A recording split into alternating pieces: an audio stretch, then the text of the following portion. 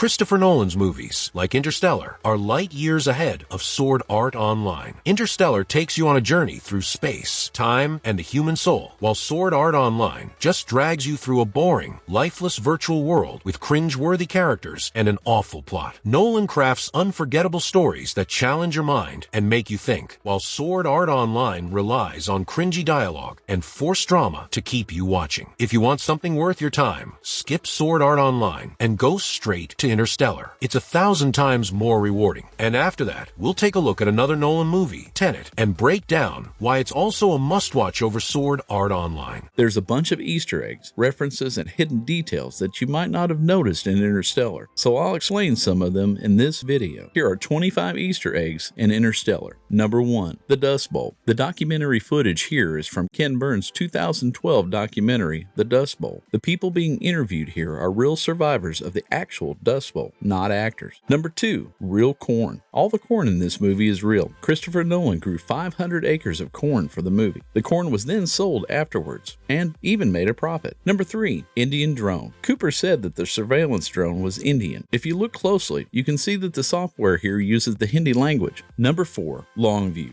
The school is called Longview School. It's an actual school in Longview, Alberta, Canada, and it's where the scene was filmed. Furthermore, Matthew McConaughey coincidentally went to a school called Longview High School in Longview, Texas. Number 5. Hot dog. The hot dog conversation here is a reference to the 1984 movie 2010, the year we make contact. John Lithgow's character in that movie also had a conversation about missing hot dogs back on Earth. Number 6. NORAD. There's a sign that says NORAD here. NORAD is the North American Aerospace Defense Command. It's a combined organization of the United States and Canada that provides aerospace warning, air sovereignty, and protection for North America. Number 7. Amelia Earhart. Anne Hathaway's character in the movie is called Amelia. This is a reference to the American aviation pioneer and author Amelia Earhart. She was the first female aviator to fly solo across the Atlantic Ocean, and she set many other flying records. Number 8. 2001: A Space Odyssey. The wormhole being placed next to Saturn is a reference to the 1968 movie 2001: A Space Odyssey. Stanley Kubrick wanted a part of the movie to take place on Saturn. However, the visual effects technology at the time wasn't able to create Saturn's rings. That's why it was changed to Jupiter. Number 9. Man of Steel. Additionally, the wormhole near Saturn is the exact same place as the wormhole in the 2013 movie Man of Steel. That movie was also produced by Christopher Nolan. Number 10. The Right Stuff. The characters' spacesuits in this movie are similar to those spacesuits used in the 1983 movie The Right Stuff. Christopher Nolan said that The Right Stuff was a major inspiration for Interstellar. He even screened the movie for the crew before production started. Number 11. The Endurance. The Endurance is a reference to Sir Ernest Shackleton's ship. He and a crew of 27 men plus a cat sailed on the Endurance for the Imperial Trans-Antarctic Expedition, which lasted from 1914 to 1917. The mission was ultimately a failure, but is still recognized as an epic feat of endurance. Number 12. Clock. Furthermore, the Endurance is in the shape of a clock face with 12 different modules. This is quite fitting because time is a major theme throughout the movie. Number 13. Monolith. TARS and CASE both resemble the monolith from 2001: A Space Odyssey. Monoliths are machines built by an unseen extraterrestrial species. Number 14. Video messages. The video messages in the movie are similar to the video phone scenes from 2001: A Space Odyssey. Number 15. Poem. Do not go gentle into that good night. This is a quote from Dylan Thomas's poem, Do Not Go Gentle into That Good Night. The poem was apparently written for his dying father. Number 16. Event Horizon. The wormhole explanation using the pen and paper is the exact same method used to explain the wormhole in the 1997 movie Event Horizon. Number 17. Heart of Darkness.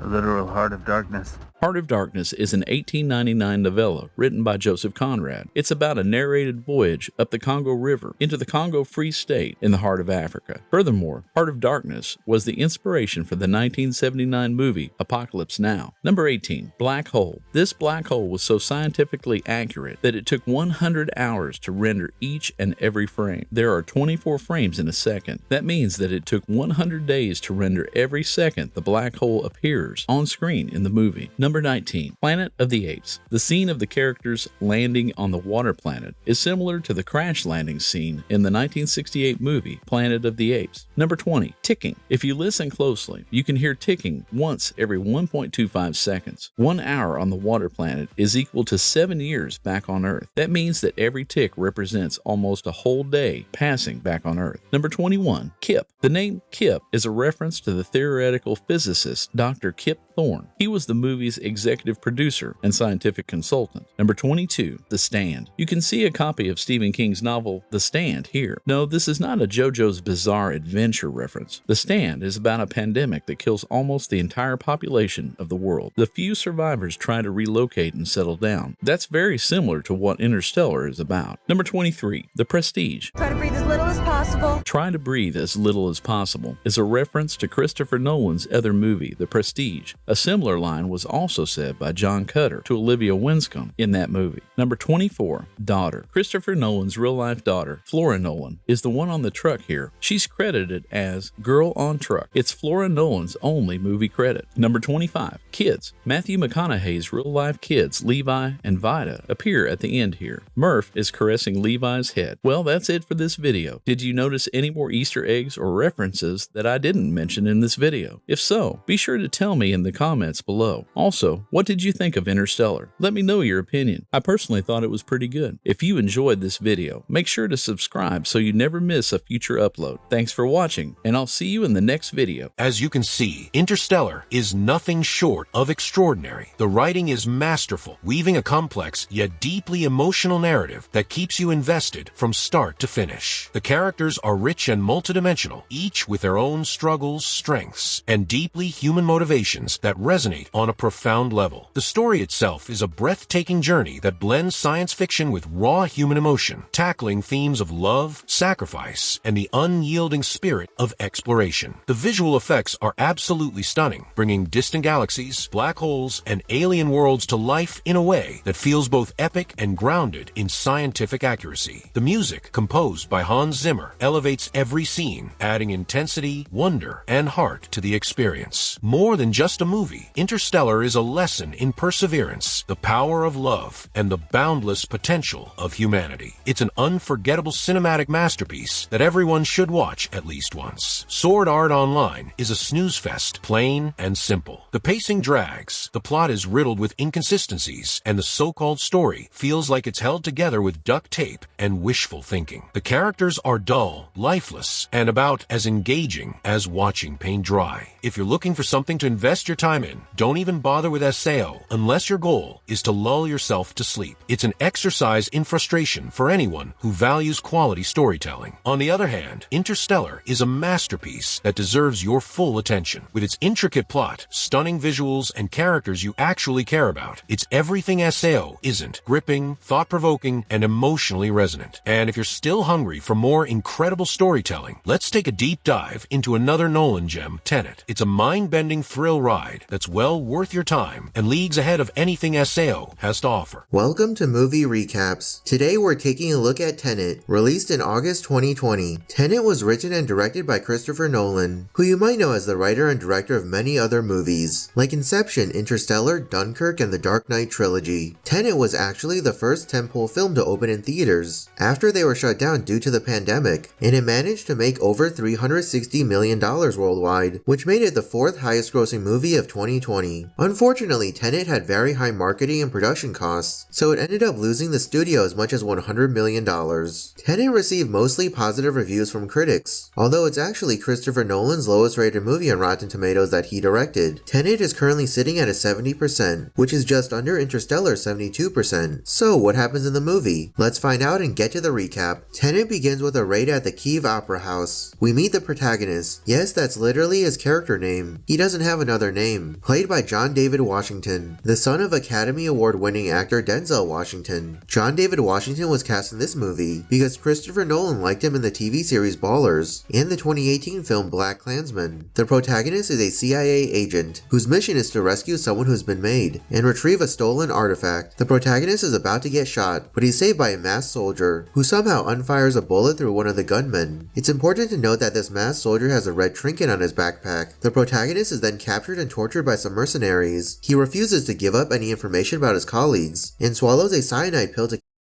However, it turns out that this was all a test of loyalty, and the protagonist is still alive. His team is dead though, and the artifact that was retrieved earlier was lost as well. The protagonist's CIA boss gives him a word, Tenet, and tells him that it will open the right doors and some of the wrong ones too. A few days later, the protagonist goes to a facility and meets a female scientist named Barbara. She tells him that they're trying to prevent World War III and shows the protagonist some bullets that have their entropy inverted. Someone in the future is manufacturing these bullets and sending them back in time. It's kind of confusing to understand, but Barbara tells the protagonist don't try to understand it, feel it, which is the perfect way to describe this movie. Barbara also explains that an inverted weapon might be able to affect our past. Then we travel to India, where the protagonist is joined by a local contact named Neil, played by actor Robert Pattinson, best known for his role as Edward Cullen in the Twilight Saga movies. He's also going to play Bruce Wayne / the Batman in the upcoming DC film The Batman. Neil comes up with a plan to meet Sanjay Singh. Neil seems to also know a lot about the protagonist already, and he helps him reverse bungee jump into Sanjay Singh's house. It's then revealed that Sanjay's wife Priya is the one who was selling the inverted bullets. Priya is played by Indian actress Dimple Kapadia, and this is her first Hollywood role. The protagonist finds out that Priya is a member of Tenet, and the Russian oligarch Andrei Sadar was inverting the bullets. Furthermore, Andrei Sadar has a way to communicate with the future. Priya tells the protagonist to get close to Sadar and find more information about him. The protagonist meets up with Sir Michael Crosby, played by actor Michael Caine. This is actually Michael Caine's 8th collaboration with Christopher Nolan. Moreover, the club where the protagonist meets Sir Michael Crosby is the Reform Club in London. It was also used as the setting in 2 James Bond movies, Die Another Day and Quantum of Solace. Sir Michael Crosby tells the protagonist about the Soviet-area secret cities. He also explains that Sadar grew up in one of them called Stalsk 12. The protagonist then approaches Sadar's estranged wife Kat, who's an art appraiser. Kat is played by Elizabeth Debicki, and she was cast in the role after Christopher Nolan's wife and producing partner Emma Thomas suggested her. The character of Kat is very similar to Elizabeth Debicki's other role as Jed in The Night Manager show. Kat purposefully sold Sadar a fake Goya drawing to get $9 million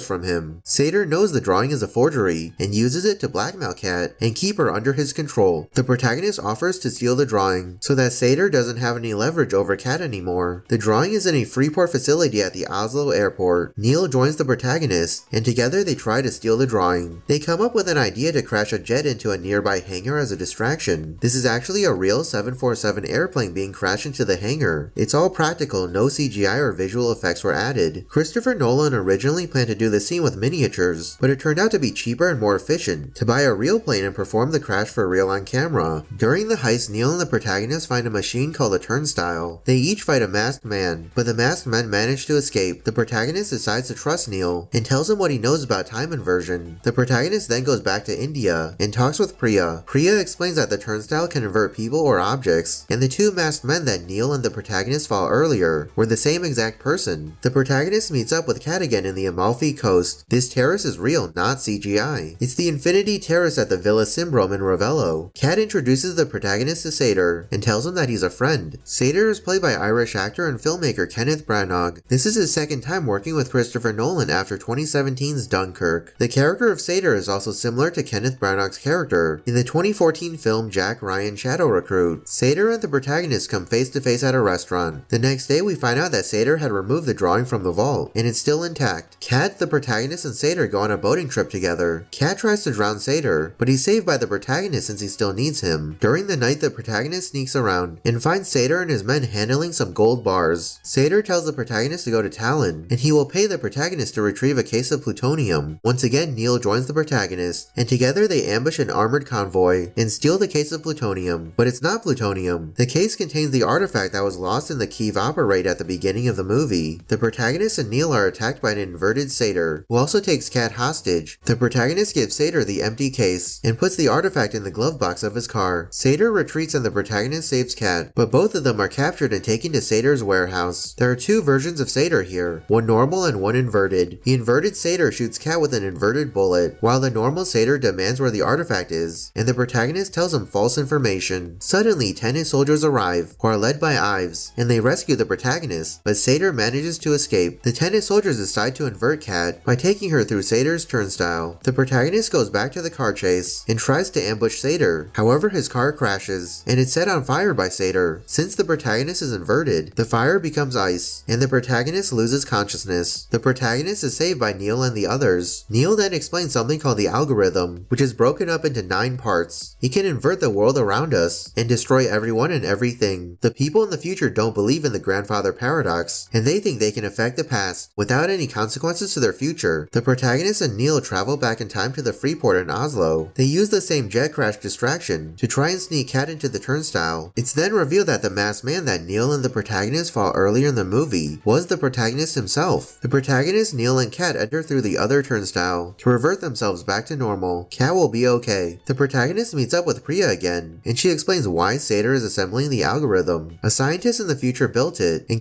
so there wouldn't be another. We never find out who this future female scientist is, but a popular fan theory is that it's Barbara from earlier in the movie. The female scientist split the algorithm up into 9 sections and hid them in the past so nobody could find them. The people in the future chose Sator to gather all 9 sections because he was in the right place at the right time. Priya was using the protagonist all along. He was always supposed to steal that part of the algorithm and lose it. Priya also mentions that Tenet wasn't founded in the past. It will be founded in the future. The characters travel back in time on a boat, and Kat says that Sator is dying from inoperable pancreatic cancer. He knows that he will die, so that's why Sator wants to trigger the algorithm and end the world. He wants to take the world with him. If he can't have it, no one can. Kat thinks that Sator is going to during their holiday in Vietnam, which is the last time that Kat and Sator were happy together. Kat agrees to go back in time to that day and delay Sator's death so that the other Tenet soldiers can find the algorithm. The Tenet soldiers go to Stalsk 12 in northern Siberia, and they divide themselves into 2 teams for a temporal pincer movement. There's the red team and the blue team. The red team will move forward in time, and the blue team will move backwards in time. The protagonist and Ives will be the splinter unit and retrieve the algorithm themselves. The red and blue teams both have 10 minutes to complete their mission. 10 forwards and backwards makes Tenet, the title of this movie. Meanwhile, Kat is back on the yacht in Vietnam and trying to pretend like she's the Kat from the past. The protagonist and Ives are about to reach the epicenter, but there's a locked gate blocking their path. Sator calls the protagonist and explains why he's doing this. On the other side of the gate, the masked corpse of a blue team soldier gets reversed, unlocks the gate and runs away. Kat reveals who she truly is to Sator and kills him just as the protagonist and Ives manage to secure the algorithm. Kat tosses Sator's body off the yacht and jumps into the water. Her past self arrives and sees her do this, so it was her all along. Neil, the protagonist, and Ives split the algorithm up into 3 parts and plan to hide their parts around the world. Neil gives the protagonist his part of the algorithm, and it's revealed that Neil was the one who picked the lock. Neil also has a red trinket on his backpack, which means that he was the masked gunman at the beginning of the movie. Neil tells the protagonist that he was the one who recruited him in the future. The protagonist and Neil have known each other for years, and this is only the start of their friendship for the protagonist. This whole operation was the protagonist's temporal pincer. Back in London, Priya tries to have Kat assassinated, but the protagonist is there and kills the assassin and Priya. The protagonist also realizes that he wasn't working for Priya. He was the one who founded Tenet in the future. Finally, the movie ends with Kat and her son Max walking away. Oh, and one popular fan theory is that Neil is an older version of Max. Neil and Max both have similar hairstyles and hair colors. Additionally, Max could be short for Maximilian. And if you reverse the last 4 letters of that name, what do you get? Neil. And that's it for the recap of Tenet. What did you think about this movie? Let me know your opinion in the comments below. I personally thought it was decent. Nowhere near as good as Christopher Nolan's other movies, like Inception or The Dark Knight, but it was still very entertaining to watch. Will there be a Tenet 2? Well, Christopher Nolan doesn't usually make sequels to his movies, outside of the Dark Knight trilogy, but Tenet does leave a lot of room for a sequel. For example, a sequel could be about the protagonist and Neil going on more missions in order to save the world yet again. Or we could find out additional information about the algorithm. Moreover, in an interview with Esquire, John David Washington said that he hopes to make another Tenet movie, so anything is possible. Be sure to check out some of the other movie recap videos on this channel. What movie should I recap next? Don't forget to leave a suggestion. Well, that's it for this video. If you enjoyed it, make sure to subscribe so you never miss a future upload. Thanks for watching, and I'll see you in the next video. Christopher Nolan doesn't usually make sequels to his original movies, but while Tenet is a great standalone story, it does leave a lot of room for many sequel opportunities. If Christopher Nolan decides to make a sequel to Tenet, then I have a few ideas on what the film could be about. In this video, let's take a look at 5 things that might happen in Tenet 2. But fair warning, this video will contain spoilers for the first Tenet movie, so make sure you watch that movie first before watching this video. That being said, let's get started. Number 1, more missions. Tenet is pretty much Christopher Nolan's version of a James Bond movie, and as we've seen over the course of 20 or more James Bond movies, there's always another mission. Therefore, it's possible a Tenet sequel could follow the protagonist and Neil as they embark on another mission to save the world.